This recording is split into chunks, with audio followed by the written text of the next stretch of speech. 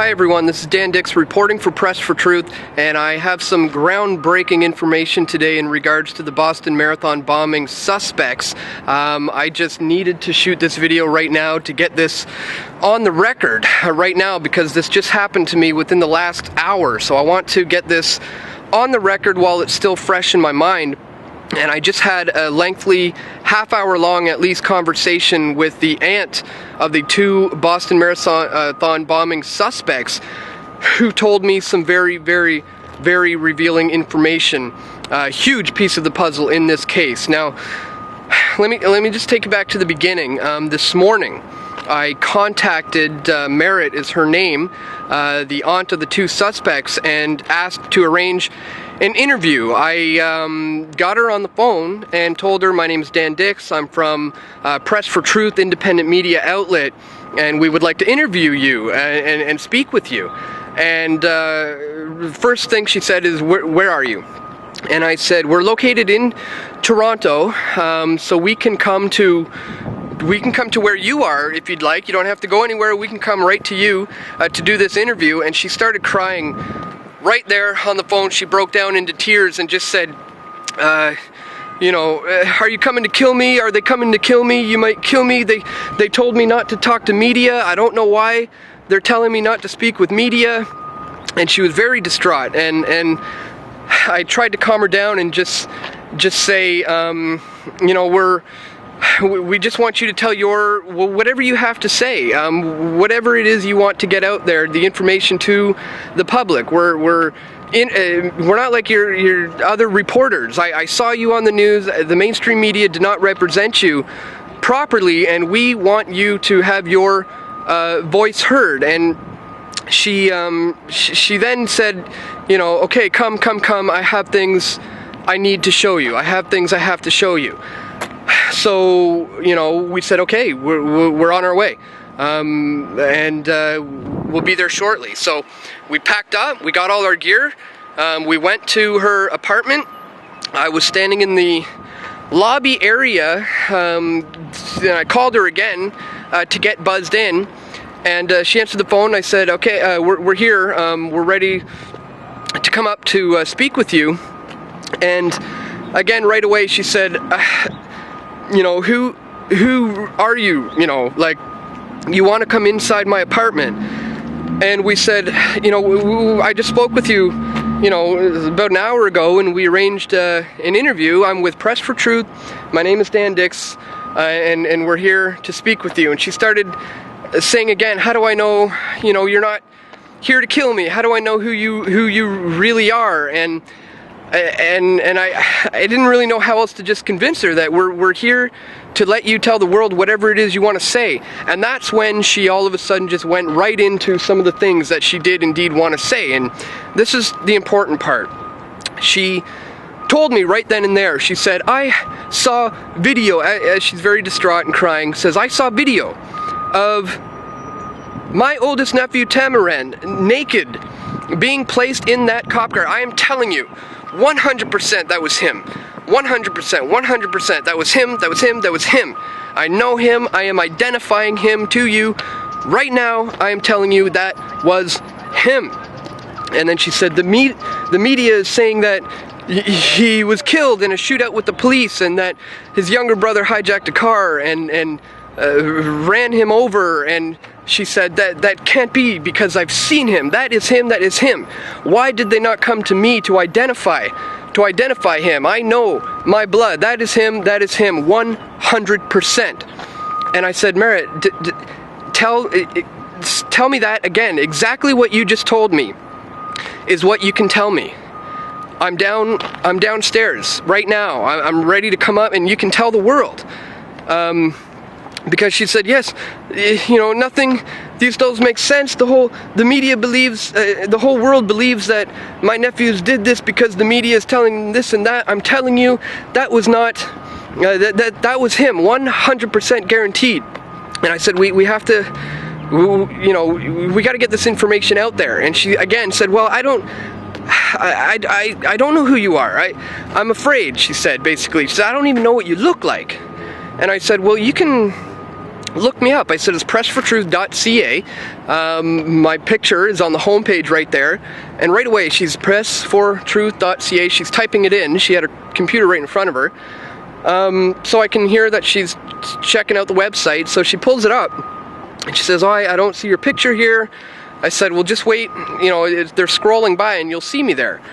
And then I pop up and she says, oh, yes, okay, you're holding the camera.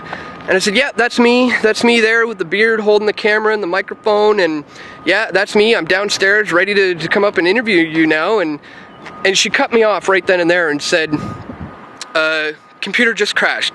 I have virus. Screen went blank. I think they're watching. Started crying again. And so at this point, obviously, she's trying to ascertain what my agenda is. She was very, very concerned that I was there to cause her harm, and she pretty much had to just say, you know, I can't trust. I don't know. I just can't trust who you are. You said you are, and I said the world needs to hear what you just told me. And she said, well, you tell them. I just told you. She said, you get that video, you post it on your website, and you tell the world that I said that was him. I'm identifying 100%. And I said, well, they're not going to believe me if I tell them that you told me this. People will say, how do we know that she told you this? And she says, well, how do I believe that you're not here to kill me or to cause me some sort of harm? And so basically, you know, she just said these questions don't add up, and things don't make sense, and they were set up. And I said, yes, I know. Their mother said they were set up. Their father said they were set up. You are saying they were set up. There's a lot of questions that do not add up and don't make sense. She said, questions, what questions? And I said, well, you know, I've been following this as well, and I want to know about those federal agents or the security firm who was there in their khaki pants, khaki boots, you know, black coats and backpacks. And she said, yes, I know. I know who you're talking about, those guys. I've seen those pictures and videos. I know, yes. And I said, yeah, exactly, right? Like, who were those guys? And she said, why you ask me? Why are you asking me? And I tried to say, no, I'm not asking you. I'm just trying to let you know where I'm coming from, that I've come across similar information. And, you know, the fact that their mother said that they have been in contact with the FBI for the last 3 to 5 years. And again, she just reiterated that, said, look, you tell the people that the naked man was him. Why did they not ask me to identify? She said, why are they not, you know, asking me to identify this? This is my blood. I know, in deep down, this is him. I know it 100%. You tell the people. And again, I just tried to do my best, and obviously, you know, she's probably doing the right thing by not letting us in. I mean, technically, I don't know her. We are strangers showing up at her apartment, and I just didn't know how else to convince her that we're not here to cause you harm. We're here to let you tell your story to the world, and this information that you just told me is important, and people need to hear it. And she basically just said, no disrespect to you and your team, but I have to hang up, and you know, I'm sorry. And I mean, this manhunt just happened 2 days ago, so she probably hasn't even slept. She probably hasn't eaten a lot. She's not in a very good place right now. So, you know, she originally agreed to the sit-down one-on-one video interview with me, but again, when we got to her apartment and she was trying to figure out, you know, if we were there to cause her harm or not, but she did say, this is what I have to tell the world. The man in the footage was my nephew, the oldest one. I'm telling you, 100%. And folks, the bottom line is, that would suggest, as she said, that in that case he couldn't have been killed in a shootout and driven over by a car by his nephew, because she saw him being placed into custody in the back of a police cruiser, stripped naked. They stripped him naked to see, the report says, to see if, make sure there was no explosives. And folks, the bottom line is the FBI does have a history of having their hands in these kinds of events. I mean, it's no secret anymore. It's been declassified that in the 1993 World Trade Center bombings, the FBI was all over that. And so now we're finding out that, well, one of the suspects is obviously dead. Now we're hearing that one of them was shot in the throat and not able to speak. Which, if you are setting up a couple of patsies, it is very, very convenient that neither of them can tell their side of the story. So, again, this is something that I just wanted to get out there, get on the record while it's fresh on my mind. As I said, I just got back home, back to my area of town here, and I just wanted to bust out the camera and tell you guys about this right away. I wish we could have gotten this, obviously. I mean, we were there, we were ready, but when I called her, I was expecting her to just buzz us in, and we were going to walk up, sit down, set up the cameras, do the interview. But right away she was trying to figure out who we truly are, what we really want, and there was people walking in and out of the lobby, so just to have some privacy with her, I stepped outside, and I'm basically pacing back and forth in front of her apartment building, talking to her for a good half hour. I hope I'm not leaving anything out. That's why I wanted to do this vlog right now while it's all fresh on my mind. But again, spoke with her. This is what she told me. She did get my contact info.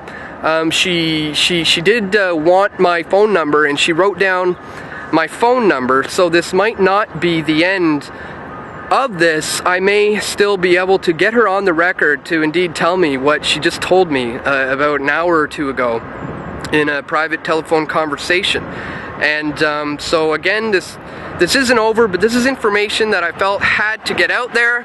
Obviously, normally I do my daily videos from Monday to Friday, but in light of what just happened to me and within the last hour, I wanted to make sure to just tell you guys about it and just make sure that this information is out there.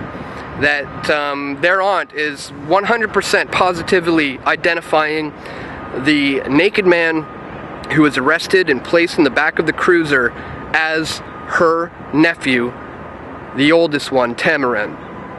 So, again, this is still ongoing. Perhaps when she's not as distraught, and maybe when she gets a chance to check out what we're about, perhaps she'll want to call me back and explain to me what she told me today, but on the record. But again, I just really felt that I needed to relay this information to the rest of the world and let you guys know that there's some deep FBI involvement in this case, and we just simply cannot take what we're hearing from the mainstream media to be truth. So many misaccurate reportings, inconsistencies left, right, and center.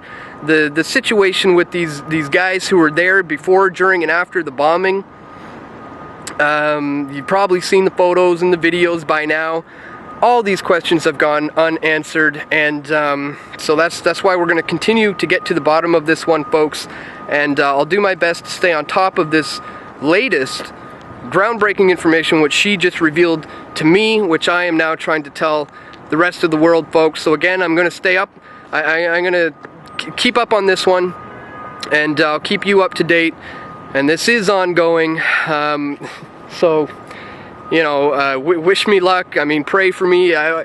It was a little nerve-wracking just having this conversation in front of her apartment when she's telling me this kind of groundbreaking information that has not yet been revealed to the world through any of the mainstream. Anyways, guys, that's all for me for today. Again, I needed to get this off of my mind while it's still fresh on my mind.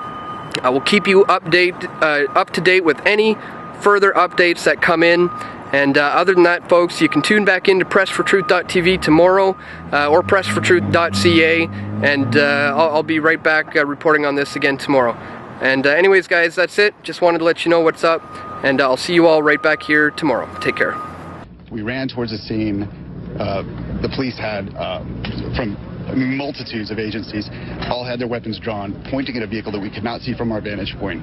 They were screaming for somebody to put his hands up, to get out of the car. At some point he did do that. because then we could tell that the officers were relaxing. We still couldn't see the car or the suspect. Then at some point, they brought him from his vehicle to a police car. He was completely naked. He'd been, during the confrontation, I did hear him, and I believe you may be able to hear this on the tape we shot. They were ordering him to remove all his clothes, including his underwear. It was clear. You heard the police officer say, remove all your clothes, yes, remove your skivvies. Exactly. So that's when they brought him completely naked into a police car. Was he in handcuffs? I believe he was cuffed, yes. He was being escorted, put in the car. So about 10 or 15 minutes ago, the FBI arrived. When you said the FBI arrived, yes. What kind of vehicle and who came out of that vehicle? Several FBI agents in various states of either civilian clothes or tactical gear, wearing their blue FBI jackets. They came out, they went to the vehicle where the suspect was seated and removed him from the vehicle at one point. Now, at this point, they'd gotten him dressed. He was still barefoot. He was wearing pants and a jacket, handcuffed from behind. They led him away from the vehicle towards a wall of a business. They shined flashlights in his face, and it looked like they were taking photographs. I couldn't tell exactly what they were doing, but it looked like they were taking photographs of his face. Once they completed that, they walked him back to the vehicle and started to question him extensively for about 5 to 10 minutes. Then they put him back in the vehicle. This is the individual CNN photojournalist who you had heard just a minute ago shot this in Watertown this evening. Police handcuffed a man, the man you see in this video getting into the police car. He's believed to be associated with the shooting at MIT and the subsequent chase through the streets of Greater Boston Thursday night into Friday morning local time. The man was handcuffed. Here you see him again, and walked naked to the police vehicle. At this time, I want to caution, CNN does not know what this man has been detained for. We do not know whether it is connected to the MIT shooting of the police officer or anything else that has taken place in the Boston, Massachusetts area this evening. But clearly he's of interest to local law enforcement. The FBI is trying to determine if there is a relationship between what happened at MIT and is going on in Watertown this evening and what happened here just a couple blocks away from me at the Boston Marathon on Monday. And Drew, I know you're going to ask Gabe to explain a little bit further, but we understand he reported earlier, Gabe, that individual, the naked man in the police car, was taken out after he had been detained, and a photograph was taken of him. We assume, according to Juliet Kayyem, a Homeland Security analyst we have at CNN, that is to try to make a connection or see if there is a connection between this individual, and we understand there was a second arrest as well, and the individuals who earlier this evening, Thursday night after 5 o'clock, images of them were released by the FBI, individuals wanted in relationship to the Boston Marathon bombings.